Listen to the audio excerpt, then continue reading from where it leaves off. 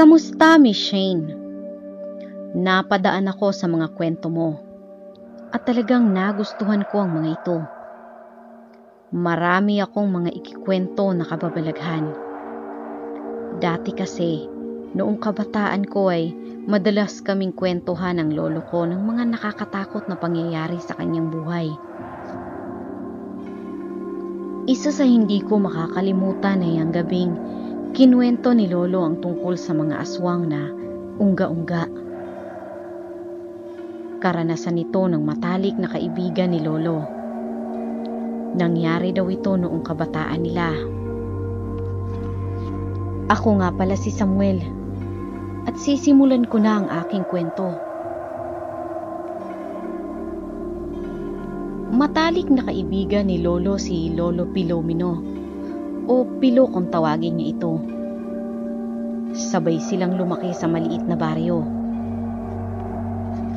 Dahil mga binata pa ay paisi-isi lang sila. Libangan nila ang pamamaril ng ibon sa bundok. At kapag nakakahuli na ay lulutuin nila ito sa gata na may sili. Gagawin nilang pulutan yon para sa magdamag na inuman. Masaya sa inuman. Kasama ang iba pang kabinataan sa baryo ay magkakantahan sila ni lolo. At kapag lasing na ay lalabas na ang mga talento sa pagsasayaw. Ganun lang ay masaya at kontento na sila noon. Isang araw dumating ang pinsan ni Lolo Pilo. Nakatira ito sa kabilang bayan. Naisama nila ito sa pamamaril ng ibon at ang sabi, mas maraming ibon sa lugar nila. Kaya kinabukasan, sumama sila lolo sa kabilang bayan. Para na rin makapamasyal sila sa ibang lugar at makarami ng huli. Totoo ngang maraming ibon doon, iba-ibang klase. Meron kasing malaking puno doon na nagsisilbing sibaan o kainan ng mga ibon. Nawiwili na si lolo sa pamamaril. Hindi niya na napansing na wala na pala si Lolo Pilo. Kasama niya kasi sa taas ng puno ang pinsan nito at palakwento ito sa kanya. Kaya hindi niya napansin ang kaibigan.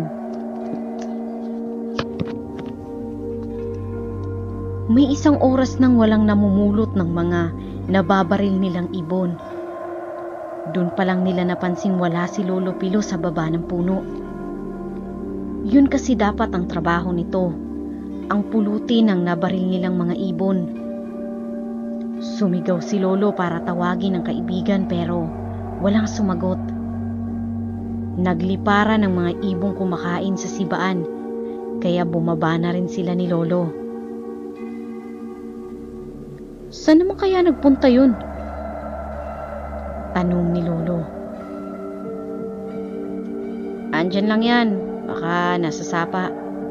Sagot naman ng pinsan ni Lolo Pilo. Pagtapos nilang ilagay sa lagayan ng mga huling ibon ay dumiretso na sila sa sapa para hanapin si Pilo. Pero pagdating nila sa sapa, wala si Lolo Pilo doon. Tinawag nila ito ng tinawag pero walang sumasagot. Ang mabuti pa, maghiwalay tayo.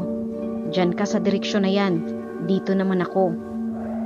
Sabi ni lolo sa kasama. Tumango lang ito. Malayo-layo na rin ang nalakad ni lolo nang sa wakas ay sumagot si Lolo Pilo sa tawag niya. Saan ka ba galing? Tanong ni lolo sa kaibigan. Bigla ka na lang nawala. Kanina pa kami naghahanap sa'yo. Dagdag ni lolo. Bay, may nakilala akong magandang babae. Sagot ni Lolo Pilo. Ikaw talaga. Pag babae, mabilis pa sa 4:00. Natatawang tura ni lolo.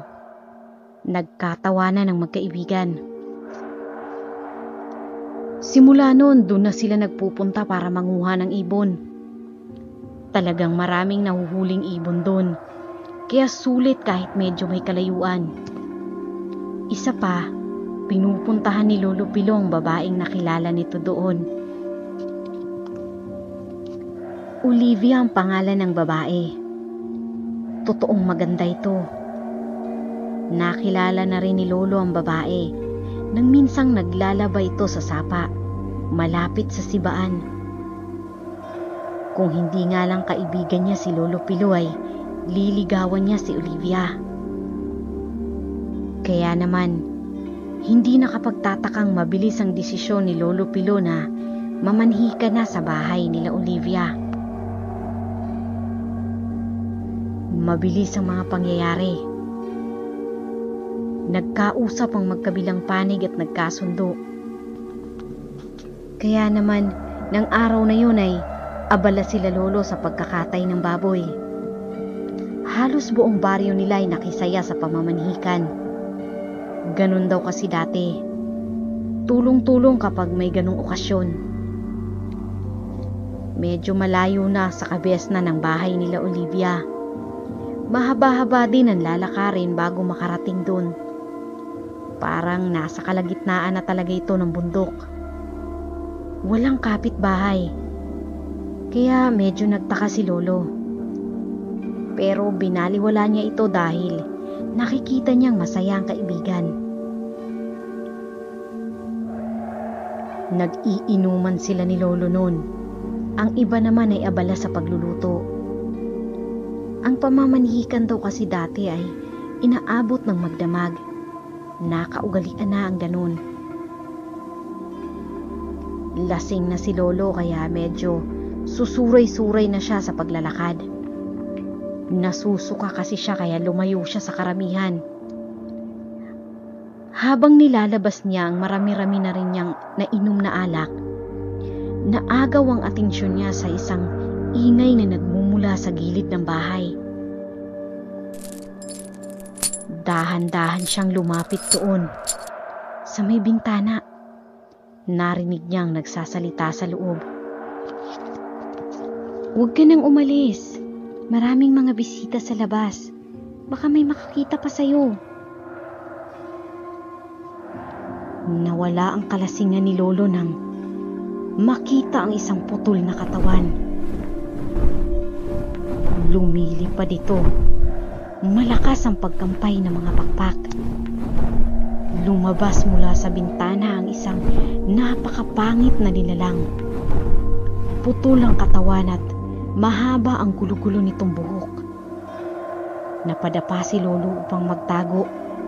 Baka makita siya ng nakakatakot na nilalang. Nang makalayo na ang lumilipad na babae ay dali-daling bumalik si Lolo sa mga kainuman.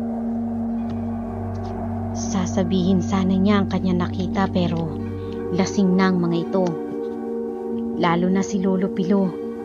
Baka magalit pa ito sa kanya. Kaya napagdesisyonan niya na bukas na lang kausapin ng kaibigan. Hindi na uminom pa si Lolo. Naglasing-lasingan na lang siya para hindi na pilitin pang uminom ng mga kaibigan.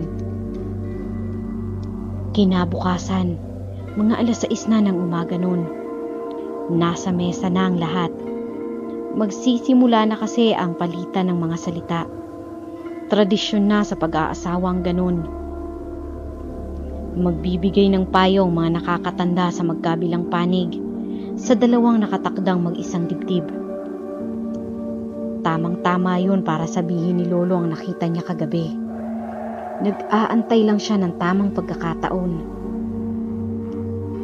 Isa-isa nang nag-upuan ang pamilya ni Olivia. Maingay ang loob ng bahay. Puro kwentuhan habang nag-aantay na lumabas si Olivia sa kwarto nito. Nag-aayos pa daw ang babae. Kinakabahan si Lolo ng mga oras na yun. Hindi niya alam kung paniniwalaan siya ng kaibigan o ng lahat ng taong nandun. Pero kailangan niyang sabihin na nakita niya kagabi.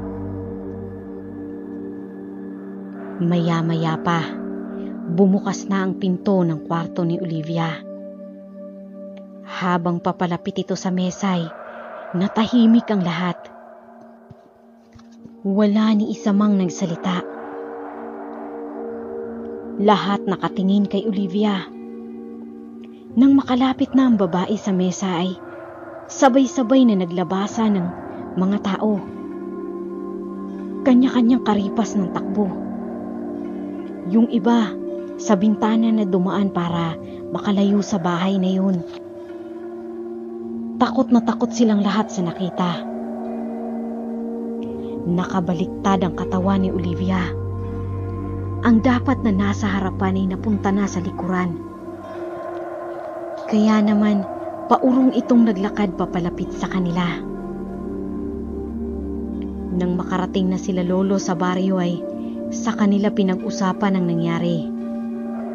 Ang sabi ng mga nakakatanda ay ungga-ungga si Olivia, maging ang mga pamilya nito. Isa iyong uri ng aswang na nahahati ang katawan sa tuwing mambibiktima ito. Siguro ay nagmamadali itong bumalik sa kanyang katawan kaya nabaliktad ang posisyon nito. Simula noon, hindi na nag-asawa pa si Lolo Pilo. Tumanda itong binata sa takot na baka isang ungga-ungga na naman ang maibigan niya. Hanggang dito na lang ang aking kwento, Miss Shane. Sana'y nagustuhan ninyo ang aking kwento. Muli, ako si Samuel at maraming salamat sa inyong pagsubaybay.